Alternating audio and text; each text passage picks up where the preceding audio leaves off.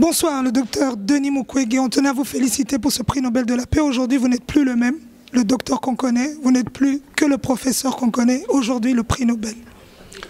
Je pense que le prix Nobel, je l'ai dit, j'ai eu l'occasion de le dire, ce n'est pas une profession, ce n'est pas un métier. Donc je reste toujours le même médecin que vous connaissiez il y a quelques années.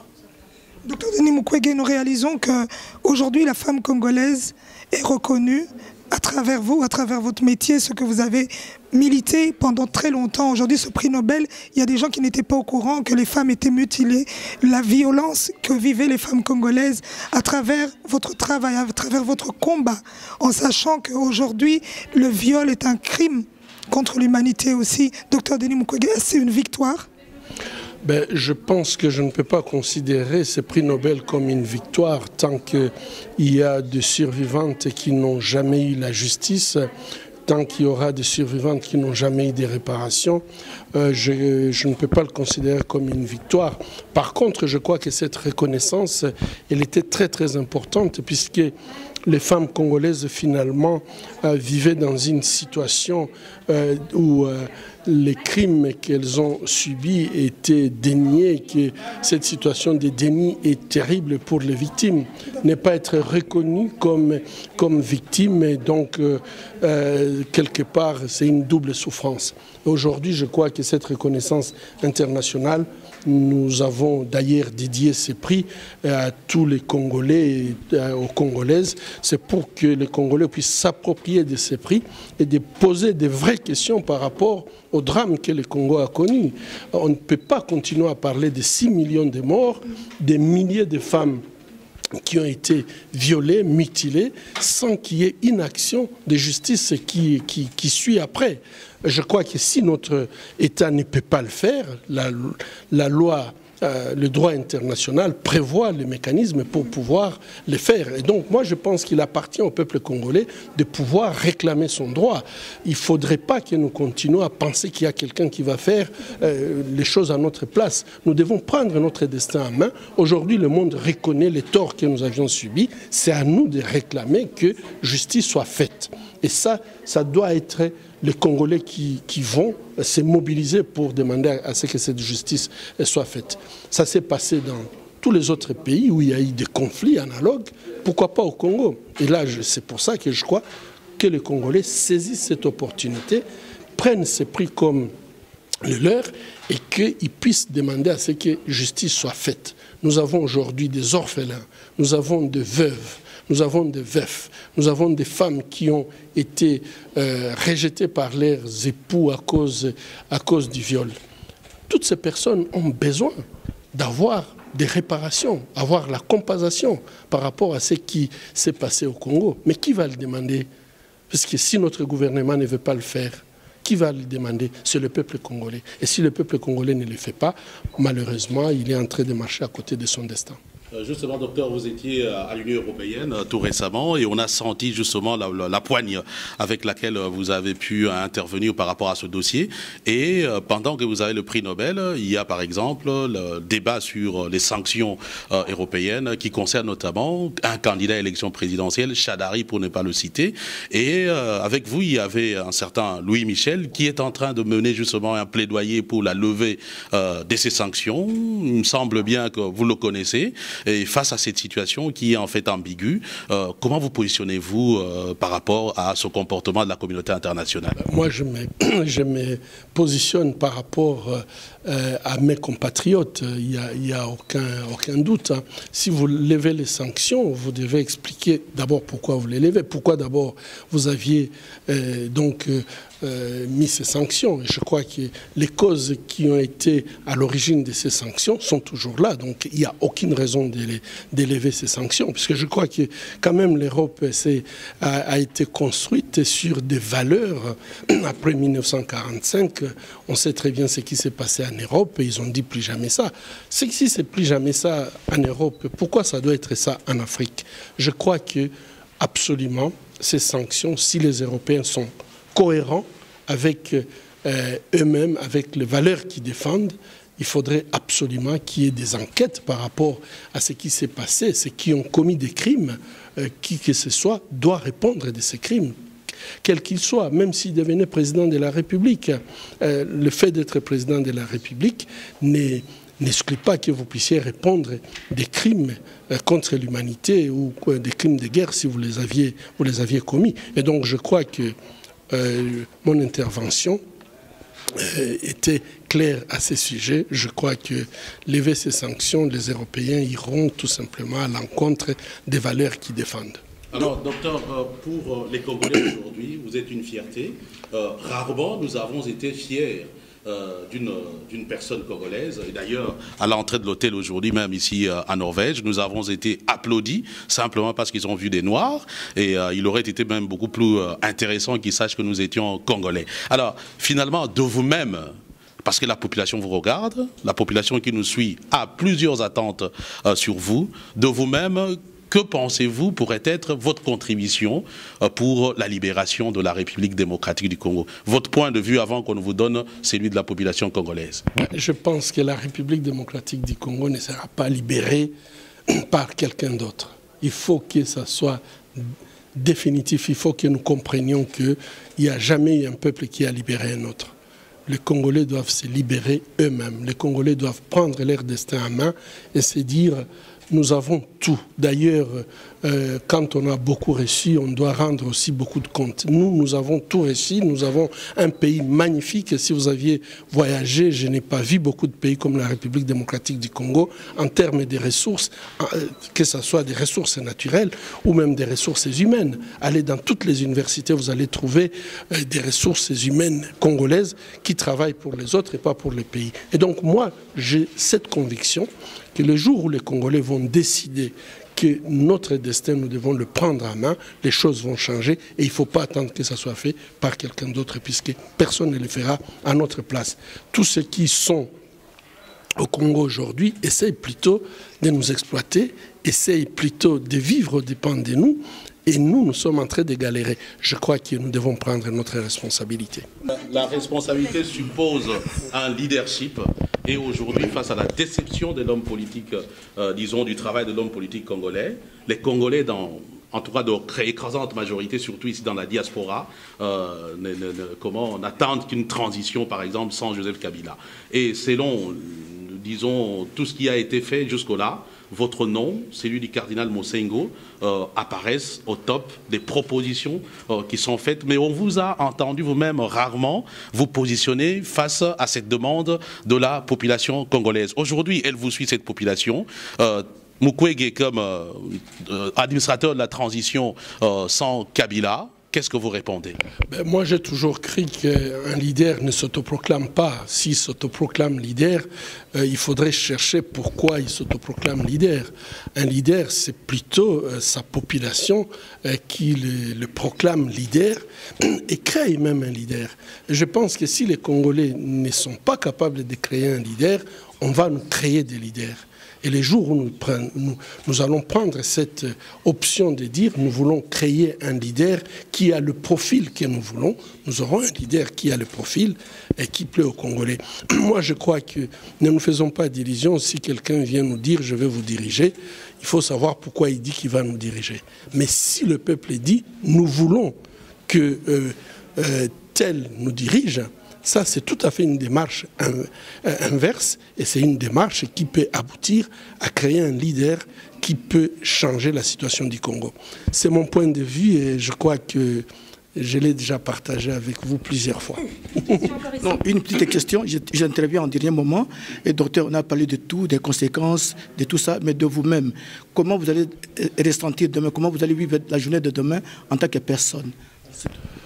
Je crois que je suis conscient que le monde entier nous regarde. Je suis aussi conscient que les Congolais vont nous regarder. Et je pense que le message qu'il faut faire passer, c'est que les Congolais ont tant souffert et que si le monde reconnaît la souffrance des Congolais, il faudrait absolument que les choses en République démocratique du Congo changent. Ça a trop duré, trop c'est trop.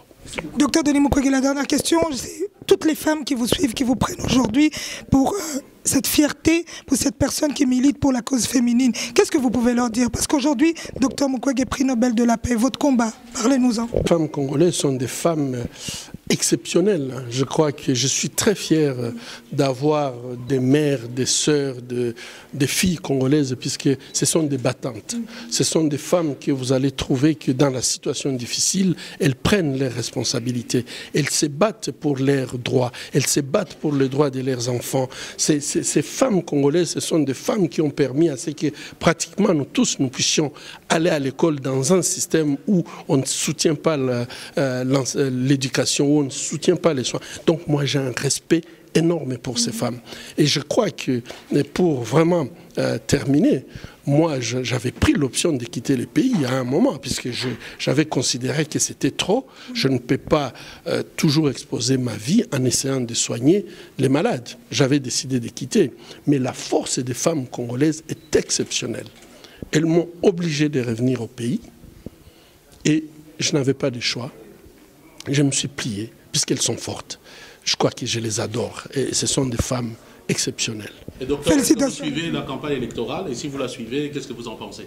Je pense que le Congo est un et indivisible. Vous avez compris ce que j'ai dit, c'est un indivisible. Ceux qui rêvent voir un jour le Congo divisé, qu'ils aillent voir ce qui est en train de se produire. Les Congolais n'ont pas besoin de connaître votre ethnie, votre tribu. Ils ont besoin de connaître qui vous êtes. Et je crois que vous avez tout compris. Merci. La dernière question, si vous devez vous adresser à toutes ces personnes qui étudient la médecine et qui rêvent de devenir comme vous, qu'est-ce que vous pouvez leur dire? Je pense que, sincèrement, la médecine, on doit faire la médecine puisqu'on a un appel. C'est la meilleure façon de faire la médecine, être au service des autres et pas penser que la médecine peut vous amener plus loin. Il faut être serviteur pour faire la médecine. Merci. Voilà, nous avons terminé cette interview. On tient à remercier Madame Maud, on tient à remercier Miss Elena Matundu, ainsi que toutes les personnes qui ont milité pour cette bonne cause derrière le docteur Denis Mukwege. On n'oublie pas Christine de Strever, Eve qui est aussi venue, vous allez voir, nous sommes à Oslo, dans l'hôtel où nous avons accueilli le docteur Denis Mukwege. Nous n'oublions pas Léonard Moulamba qui nous a accompagnés, à l'image l'ingénieur Toubadelo. Le Congo de demain nous appartient. Merci Maud. Écoutez, Maud est là, on tenait à remercier Maud. Maud, merci pour tout. On sait que tu milites vraiment, vraiment pour cette cause. Quand vous voyez les images du docteur un peu partout, is a woman behind the scene. Dis-nous, Maud, ça se passe comment? Aujourd'hui, je crois qu'on est fiers d'être là. Tu vois, même moi, j'arrête pas. Je suis. Dis-moi. C'est exceptionnel ce qu'on est en train de vivre. Le Congo, aujourd'hui, l'identité du Congolais, c'est quoi? C'est de dire, est-ce qu'on est un prix Nobel? Il y a un professeur qui disait ça, un de nos professeurs qu'on a à l'Est, on a des brillants professeurs, qui disait aujourd'hui, c'est notre identité. Et c'est vrai qu'on peut dire ce qu'on veut du prix Nobel, c'est un prix qui est donné de l'étranger, c'est vrai. Mais maintenant, ce qu'on doit se rendre compte, c'est que le prix Nobel, finalement, c'est être plus qu'un chef d'État. Tout à fait. C'est vrai, c'est un titre, c'est au-dessus d'un chef d'État. Donc ce qu'on peut espérer, c'est que maintenant, les messages qui vont être passés par le docteur Mukwege sont des messages qui vont prendre encore une autre dimension. Et je crois que c'est son objectif. Aujourd'hui, il y a quelque chose de très important qui s'est passé il y a quelques semaines, qui est un appel lancé à l'international à la responsabilité de protéger, parce que nous vivons dans notre pays, au Kasaï, à Beni, à l'Est, tout simplement, des choses qui sont inacceptables. Et avec cet appel qui a été lancé, je pense que ce prix Nobel peut peut-être être encore plus fort pour que le message puisse passer un maximum. Alors la communauté internationale, est-ce qu'on doit en parler? Les élections, est-ce qu'on doit en parler? C'est vraiment compliqué. Donc, et puis on va vivre cette cérémonie avec beaucoup de fierté. On a ramené des drapeaux, on a ramené des drapeaux, des sifflets. On va rentrer dans cette cérémonie et surtout on attend demain de grandes stars, n'est-ce pas, hein? Je crois Il y a des très grandes stars qui seront présentes aussi. Et qui viennent honorer le docteur. Je veux parler d'une personne comme Fally Poupa, qui se déplace à l'hôpital de Panzi depuis des années sans demander des caméras. Il se déplace pour visiter nos mamans, pour encourager le travail du docteur. Et aujourd'hui, il vient chanter gratuitement. Demain, il va chanter gratuitement parce que cette identité-là qu'on a aujourd'hui... Il a payé son billet. Et il a payé son billet. Et cette identité-là aujourd'hui de se dire qu'on est du pays du docteur Mukwege, c'est exceptionnel. Je crois qu'on a une chance incroyable de vivre à cette époque-là où on a un héros comme ça et regardez comme il encourage la jeunesse, regardez comment il encourage les gens à être dans l'excellence, à se dépasser et surtout à ce qu'on prenne nos responsabilités. Vous savez, on est 80 millions d'habitants. Si on se lève tous, qu'est-ce qui pourra... Honnêtement, on fait peur aux gens, c'est pour ça qu'on essaye de nous anesthésier. C'est parce que demain on se lève, c'est terminé.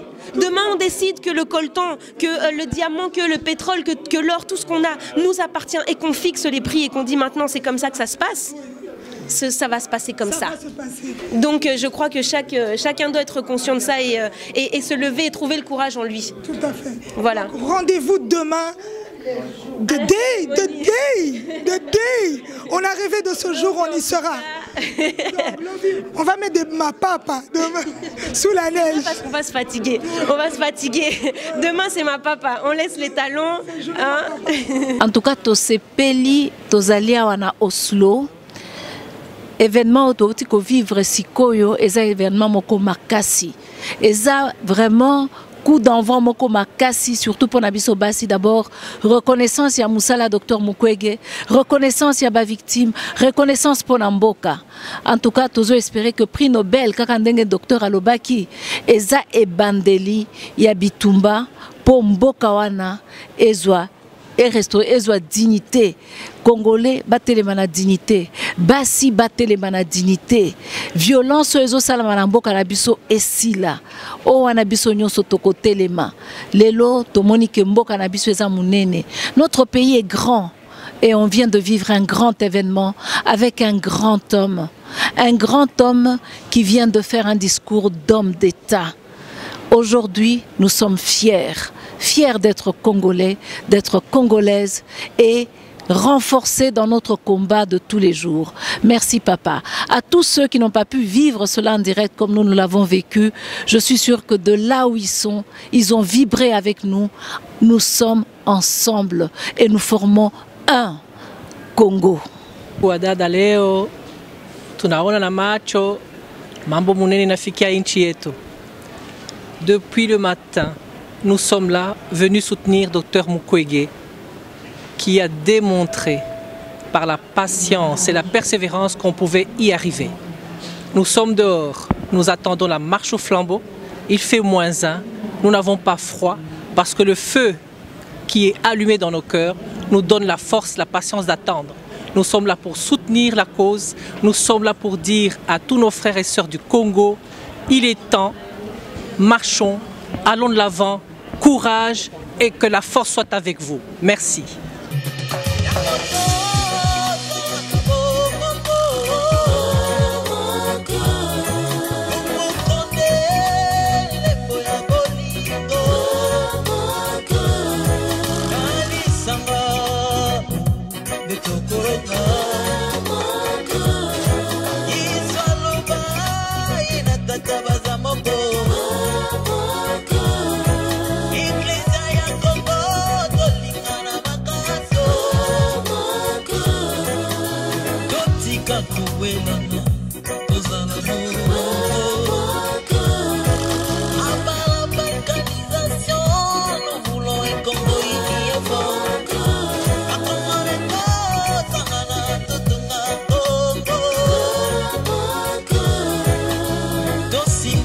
Makasi, totombola ko